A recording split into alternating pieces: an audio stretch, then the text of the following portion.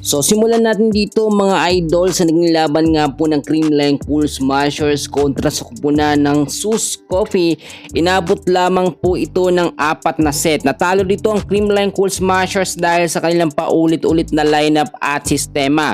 Aalamin natin yung mga detalye pero bago yun huwag kakalimutan mag-like. Maraming salamat po. Nakita naman ho natin ang starting lineup ng Creamline Cool Smashers ay hindi po nila binago. Nandiyan pa rin si Valdez, si Kyle Negrito, si Mitch Gamit, si Pangs Panaga, si Tots Carlos at si Courtney Xuan.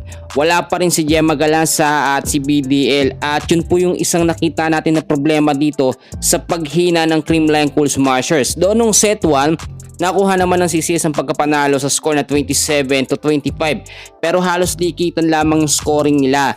Pagdating naman ng set 2 ay nakuha naman po mga kaibigan ng Sus Coffee ang pagkapanalo sa score na 17 ng CCS, 25 naman ang Sus Coffee.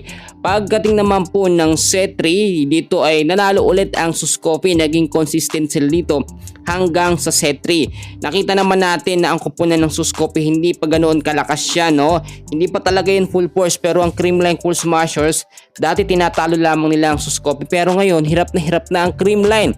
Akala po natin iaabot sa set 5 pero hindi na po pinaabot ng Sus Coffee sa set 5 ang laban kontra sa Creamline Cool Smashers.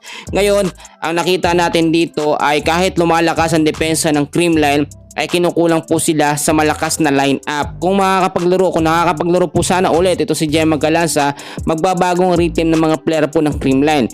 Alam nyo, napansin din natin dito yung mga bitaw ng set ni Kyle Negrito, hindi po consistent.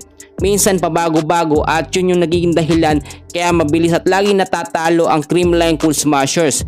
Do yung mga depensa naman na binibigay ng CCS, nandyan naman, no?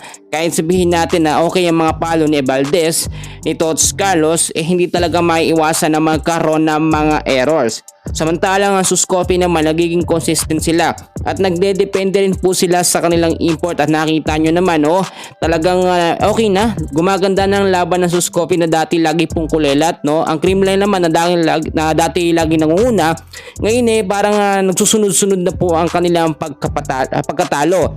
Alam natin mga kaibigan na may babaguhin si Coach Aaron Meneses sa lineup ng Creamline at hindi nila hahayaan na lagi silang matatalo sa mahihinang team. Sinasabi kong mahina ang Sus Coffee dahil dati tinatalo lamang ito ng Creamline Cool Smashers. At para din sa update kay Gemma, hindi pa siya makakapaglaro mga kaibigan dahil sa kanyang injury sa paa.